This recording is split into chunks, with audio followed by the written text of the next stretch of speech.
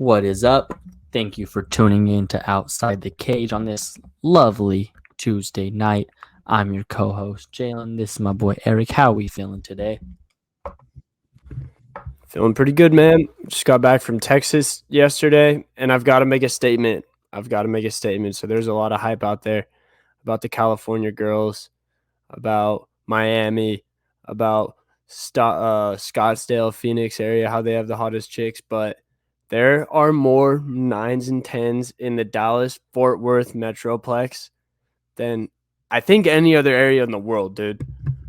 One of my wise friends, Spencer Stockton, he lives in Orange County, so he lives around a lot of baddies. And he said, I've seen more 10s in the last 23 hours than I've seen in the first 23 hours of my life. So I just had to put that on the record. Shout out my guy, Ace Hona. You know where it's at. You picked the right school to go to grad school at. If y'all ever want to go eat, go to TCU. And the ratio there, it's about 70% girls and 30% guys in the school. And I'm convinced that on the admissions thing, they look at the girls' Instagrams, and if they're not hotter than an 8 or a 7, they don't let them in the school, even if they have like a 4.5 GPA. And I know that that's not what anybody's here to listen to, but I just had to get that off my chest. Hey, you make the rules here. So with that being said, any kills? Dude, I was not flustered, but I was beside Too many myself. options? And yeah, a little bit of that, and one block in the road is that it was parents' weekend. So there'd be a 10, and then the mom would be next to her. She'd be like a 10, and then the dad would be right there. You know my brand. Go straight to the moms. Yeah, you know my shit. Yeah, 100%. What a weekend it was, though. We have a new light heavyweight champion and a new heavyweight interim champion. Alex Pereira, the new light heavyweight champion, wins via knockout over Yuri Prochazka. He just keeps amazing us. Like we said, kind of the run that he's been on in the past 2 years has been insane. It's been extraordinary. Still hasn't had double-digit MMA fights. Yes, I mean, has had double-digit UFC fights, I could say for a fact. Just insane what he does. It makes, again, I'm not trying to come out here and hype my guy even more, but it just makes what Izzy did even more impressive. But I'm not going to take away from Pereira. But yeah, just flowers to Pereira, 2-division champ, rare class that he's in. I don't think that's being talked about enough, that he's a 2-division champ. That's tough to do. What was your thoughts on that fight and just everything that happened over the weekend? And where does, I want to ask you this. Sorry, I know here kind of skipping around, but where does Pereira rank as, like, almost, I don't want to say like, because you can't rank him as like a light heavyweight or a middleweight, because he's kind of just didn't have a great, I mean, he had a great run at middleweight, not a long run, and he just started like heavyweight. Where does he rank, like, I'll say all time, but just kind of like combat I guess just in combat sports in general? That's what I would say. So in terms of mixed martial arts, I don't think he's entered the upper echelon yet of the GOATs or just the Hall of Famers even. But in terms of combat sports athletes, he's a 2-time 2-division glory kickboxing champion. Now he's a 2-division UFC champion. He's the first guy to ever do that. So that in itself is insane. I feel like most of the guys that transfer from other combat sports into MMA and have really successful MMA careers, most of the time it's wrestlers that do it. You don't hear of as many boxing world champions or kickboxing world champions come over and have that great of a career in the UFC. Obviously, Izzy did it. Obviously, there's been some Muay Thai, Taekwondo guys in there.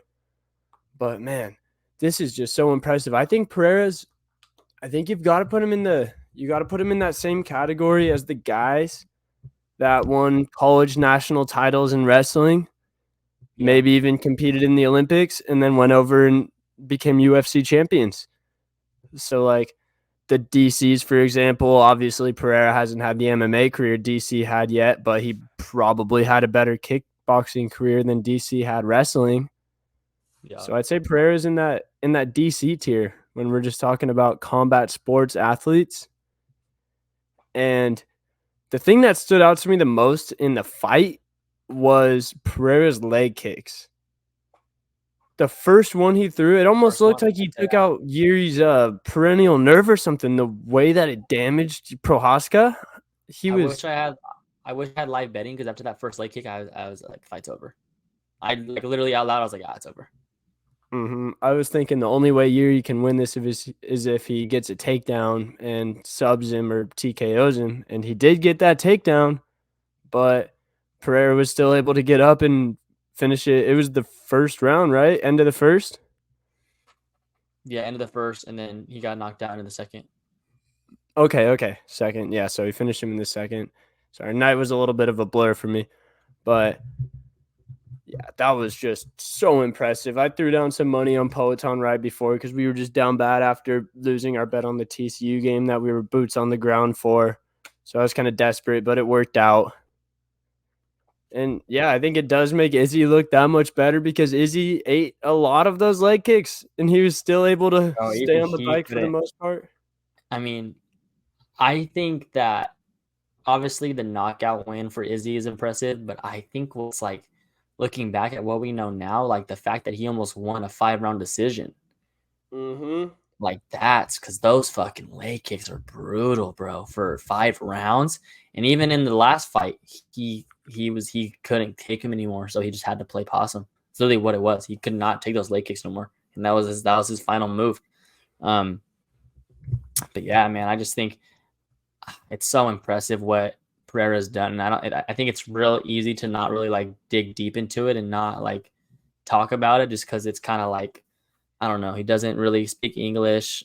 He's not an American fighter. He's not really out here much, but like what he's done and what this run has been on, I think it's needs to be talked about more. It's a legit like run of like almost like if this was anybody else, like if they had more fights, like we're like saying they're like one of the best ever. And it's, if anything, Pereira's had a lot of those fights at the top level that some of the GOATs did. He just didn't have to fight as many contenders on his way up because he had the Adesanya storyline to kind of boost him through in a way. And he did get some crazy knockouts to make that possible. But so when Pereira throws those leg kicks, it looks like he's throwing it at about 10 or about 30%, right? Yeah. Could you just imagine if he threw that at 100%, like how Gaethje throws his? Yeah. Yeah. He's just he's just a specimen, bro. Special human being, special force. Yeah. But I think also the fact that he doesn't throw them so quick and hard, he's able to throw at a more higher rate. Yeah, he just can stick it out there at any time. It's literally like a jab, bro. He's literally just pop, pop, pop, pop, pop. Like it's just crazy. Yeah, but it is like a leg jab. I mean, obviously Jamal is not healthy yet. We don't. Did you see Jamal at the fight? By the way, he looks fat. Everyone was saying, people were saying he looks like a Teletubby.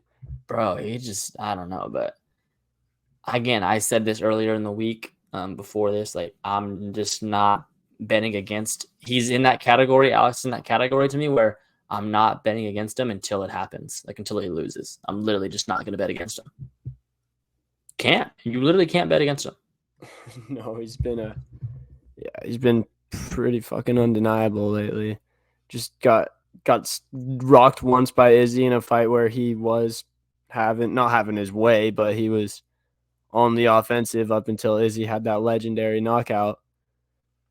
So, and the fact that he was an alcoholic also at probably, what do you say, like 5 years ago or something like that, is when he was just sitting in the bar and he saw that Izzy interview. It kind of motivated him to get back on his world champ shit. It's not like he's just been in this for 15 years. The dude is, obviously he works hard and puts a lot of time and dedication into it, but he is just a freak specimen, like you said.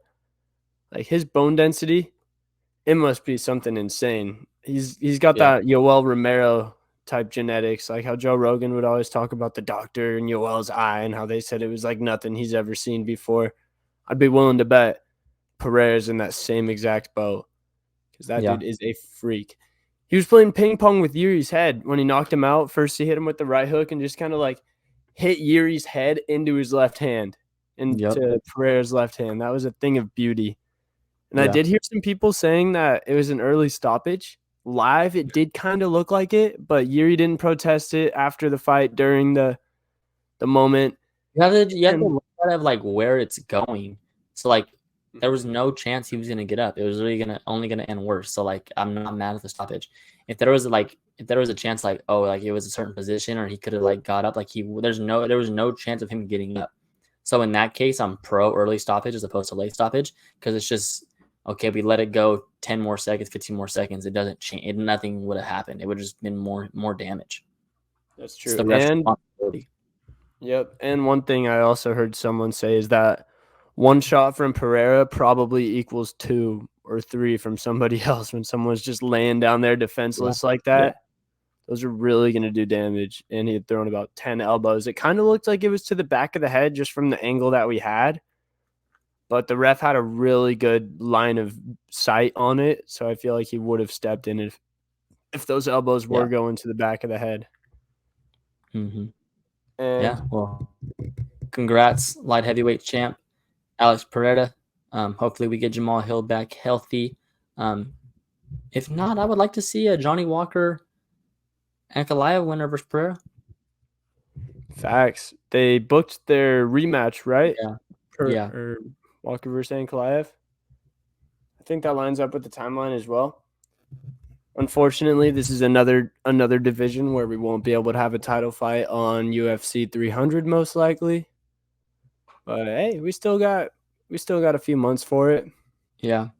So Speaking of a guy who wanted to get on 300, the new interim heavyweight champion, Tom Aspinall, defeats Sergei round 1 via knockout. Just phenomenal performance, phenomenal athlete. No one's made Sergei look like that. I'm not going to come on here and say I predicted it, but I wasn't sold on Sergei just because of the people he's fought. Tom's had a way tougher schedule, resume, so I wasn't shocked at all. And I also wasn't shocked. Like I also think a lot of times with these heavyweights, we kind of think like, so obviously how Tom Aspinall wins via first round knockout, we think like he dominated. Like, no, he didn't dominate. It was just that's how the heavyweights go. Like it wasn't like Sergei performed bad. It was just that's how that fight was going to end either way, win or lose. It was ending in the first, second round. So I'm still high on Sergei. I think he has a lot left in his UFC career. But this Tom Aspinall, bro, he's just a freak athlete. I don't think we've had an athlete at the heavyweight division like this since John Jones. Yeah, dude, Aspinall reminds me of an NFL D-end type athlete. Just the bounciness he has, the hand speed is absolutely nuts at a heavyweight. I forgot which fighter said it, but one of them said that he literally has hand speed like a lightweight or a welterweight.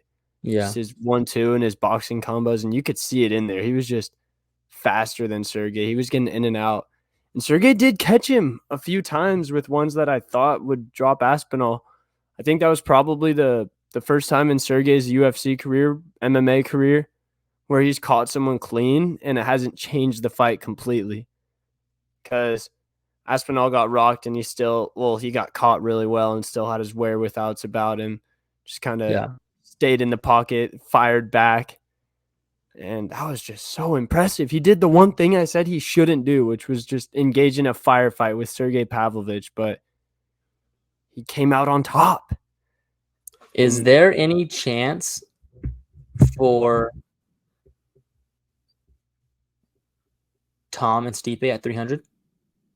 That's what I've been hearing. But after seeing Stipe walk out in UFC 295 when he was walking to his seat, someone on Twitter said, man, Stipe even walks old. He was like limping, bro. He looked like a retired fighter, like when they show Chocolate L or Randy Couture or one of the legends on the screen. So I love Stipe. We obviously want to see our favorite fighters perform, but at this point in his But so career. how long does he have? So if Tom fights someone else, can you fight again for the interim? That's what I'm saying. Like, defending an interim title is kind of weird. Yeah. They really almost should have vacated it, bro. Unless it's Yeah. Well, you like if always, John I mean, announces his retirement, do they just switch it to the title? Or that's true. I think if he announces his retirement, you just do a heavyweight title fight, but Tom's the interim, and then I mean it would still just be like it's vacant, but yeah, I don't know. They must know something about John Jones, like he plans on coming back, but yeah, because obviously John didn't announce his retirement, they would have just vacated it. Weird situation here. But yeah, I think now you look at it and like John versus Aspinall is kind of a really good matchup that I would like to see. Kind of matches his athleticism a little bit.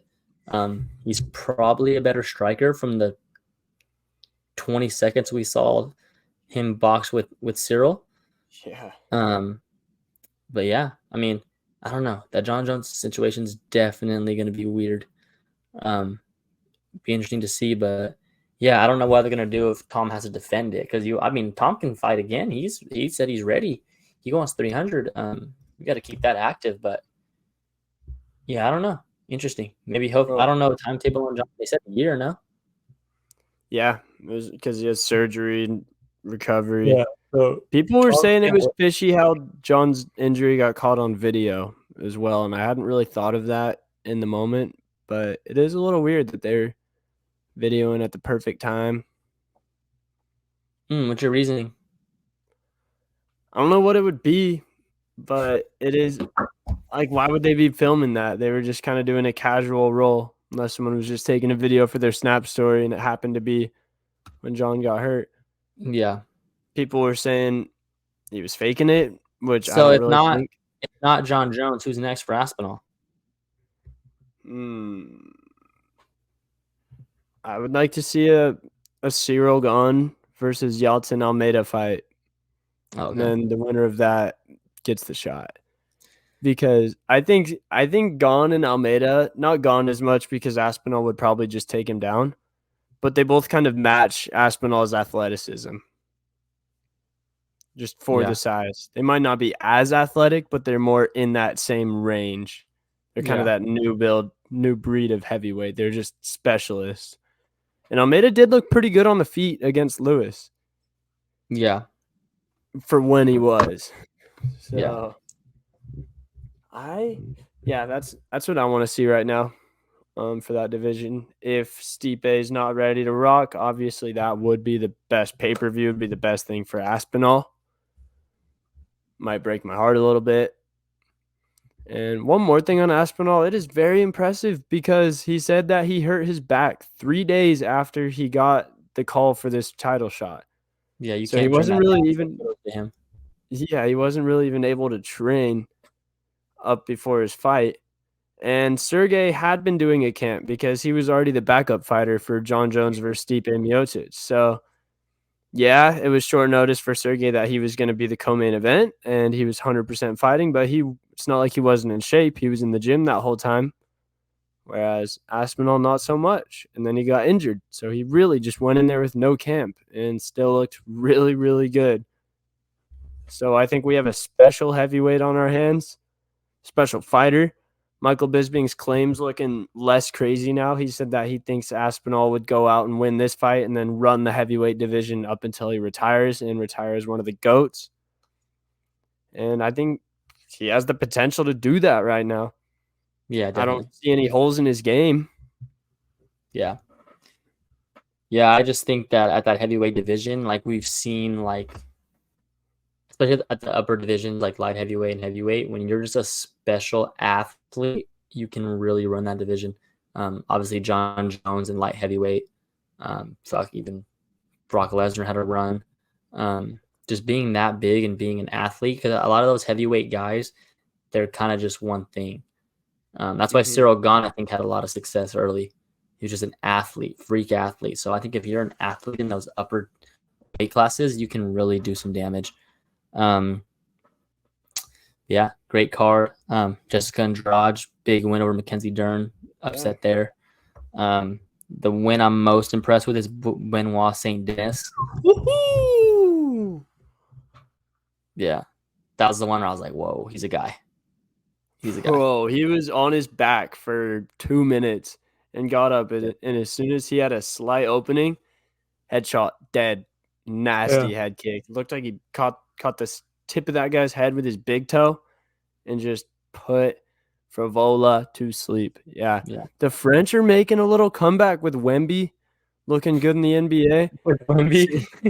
Saint Denis, Saint Denis or whatever, looking good in the UFC. Yeah. They're starting to save their reputation a little bit. I'm starting to think of those guys more than I think of the race car driver in Talladega Nights when I think of French people. So good on them. Yeah. Speaking of reputations, your man, Usman Nurmagomedov, tests positive for steroids, gets his title revoked. I think he has a year ban. 6 months is what they're saying right now. Yeah. What do you got? What do you got on this story, and what do you think? So we're still waiting for more details to clear out, but for what we know right now, it was an undisclosed substance. So could be a pictogram, could be straight TRT. Usman is claiming that his doctors gave him something that helped with physical therapy and recovery, and he didn't know. He forgot to put it in. Feels like that's what's said every single time this happens. Yeah. The Dagestanis, everyone said it for the longest time. They don't get tested up in those mountains. They can do whatever they want. USADA's not going to climb up to the village and take their piss. That is true. They can't. Because, like, not to, like, obviously, like, it's a serious situation, but, like, I remember when the Nelk boys went to Russia, like, they were like, bro, you cannot get in there unless you, like, have somebody you, like, know. Yep. So, Yeah, they like, were they can detained at the literally, airport, right? yeah, Until they can they literally, surrendered like, Khabib. yeah, they can literally, like, if you saw us coming to test, and then, like, let's say, for example, Khabib knows he's dirty, Khabib, like, bro, fuck them, don't let them in. What are they going to do? Mm-hmm. And then the Russians just say, "Oh, you could be a spy. We'll throw you in the Yeah. gulag, I or you wonder, need to get I wonder back how on they Team got him. America." Wonder how they got him. It was in California, which AKA. does kind of make me think it could be just a tainted supplement because they're not that dumb. They're not going to be doing it when they're in the States when they could get tested by USADA. I'm sure they cycle on when That's they're in not a Dagestan and then thing, bro. cycle off. That's not a thing. Like, putting it in, oh, I didn't know. Like, no, that's not a thing, bro. That's not a thing. It's not. And that's everyone's excuse, and that's not a thing. Um Now, I don't know where this comes into their religion. You saw Connor talking about that? No, I didn't. I was curious myself. What did Connor say? He just had a little drunk tweet. He'll probably have more comments. I think I have a picture of it. But he basically said Allah would be ashamed. Yeah, I thought that's like not frowned upon doing drugs. It's a drug, no? Mm-hmm. Cracks are slipping a little bit. Or the cracks Yeah. are starting to show. What I've always said, man, they could put on whatever type of facade they want for the cameras. But when they're up in You those ain't gotta tell mountains, me. Yeah, you ain't gotta tell me. they could be doing whatever they Yeah. want. And there are videos where Khabib, like someone will be joking with him in the gym and he'll just flip him off real quick or something like that. Just like how boys do. But Yeah. then when the cameras are in front of him, he's never gonna do something like that.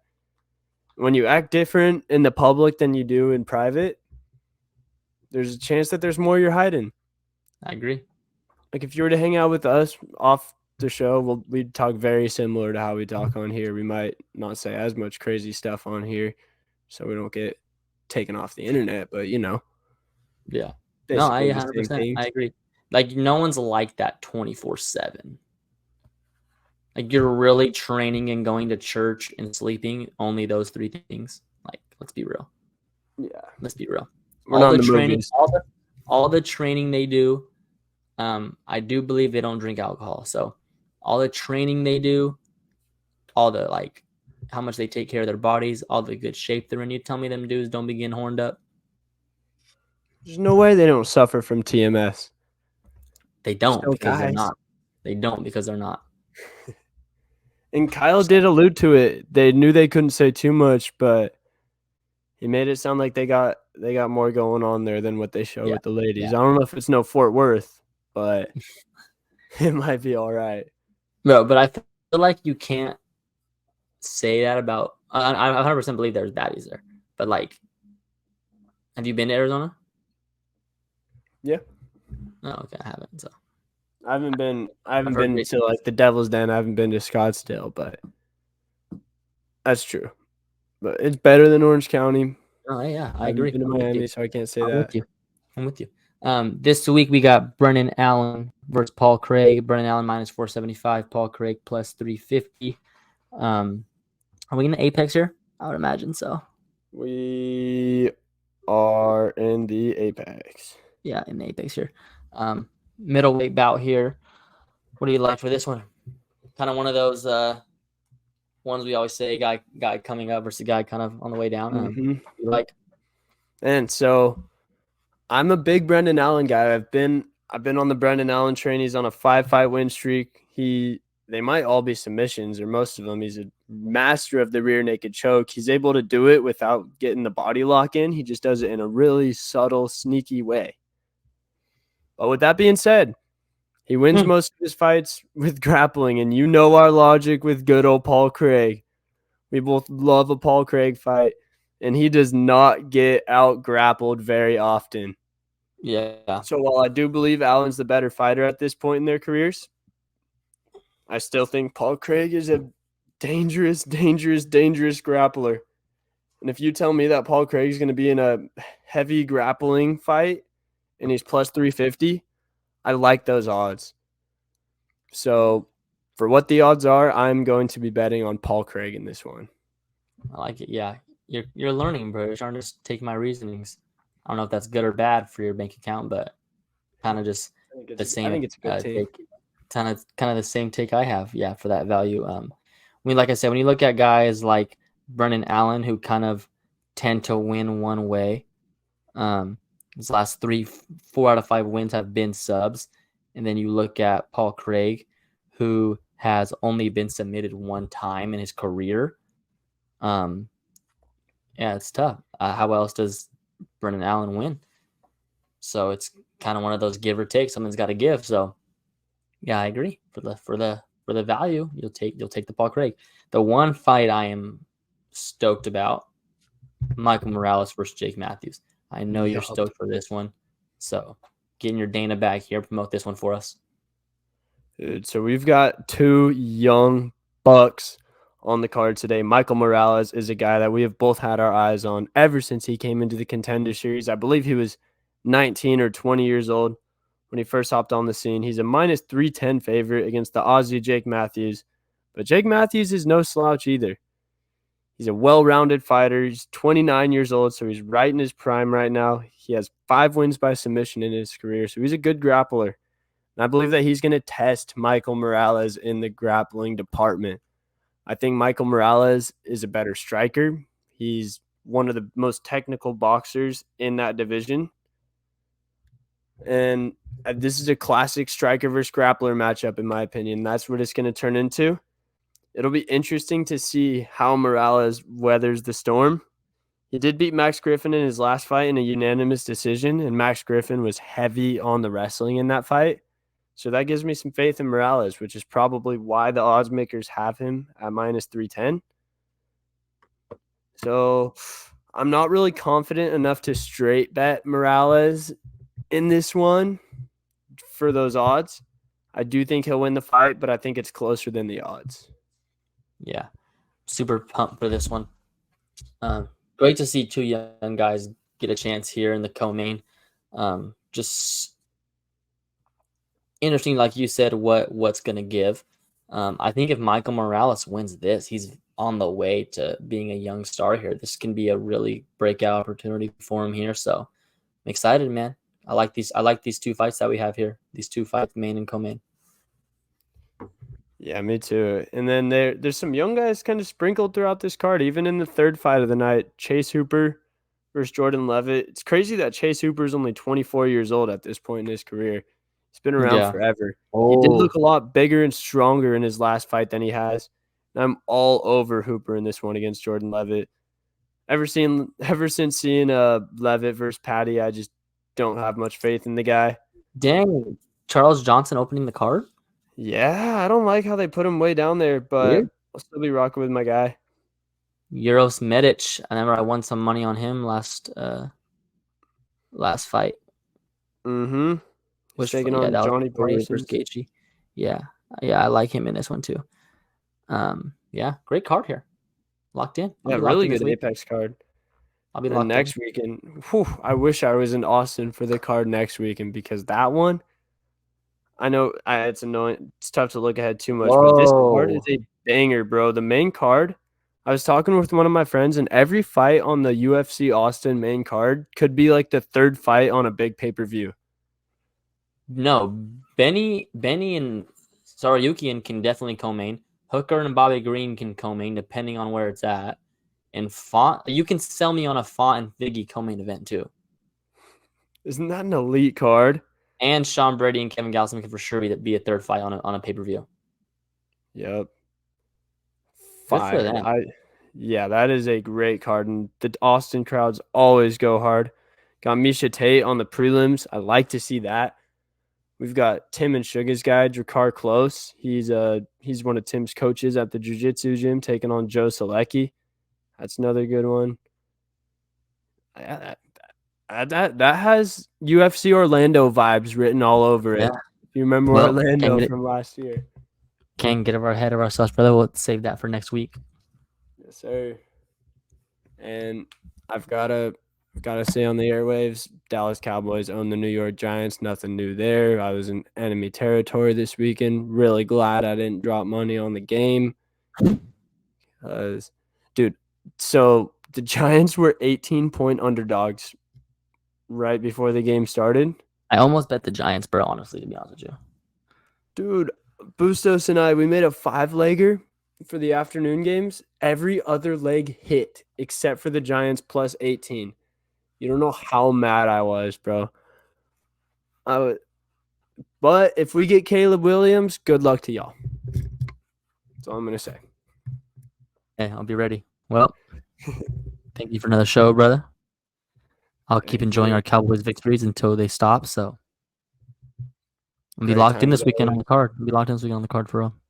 Yes, sir. And yeah, if y'all are in the Dallas Fort Worth area, hit up what's the bar called? Shoot. Second Rodeo. Just something different over there. Lots of country music, baddies, rich baddies too, because they all have to pay $60,000 a year to go to that school. So it's just like the perfect storm, man. It's crazy. Yeah, facts. Gotta get out there. All right, then I will talk to you soon. Doses.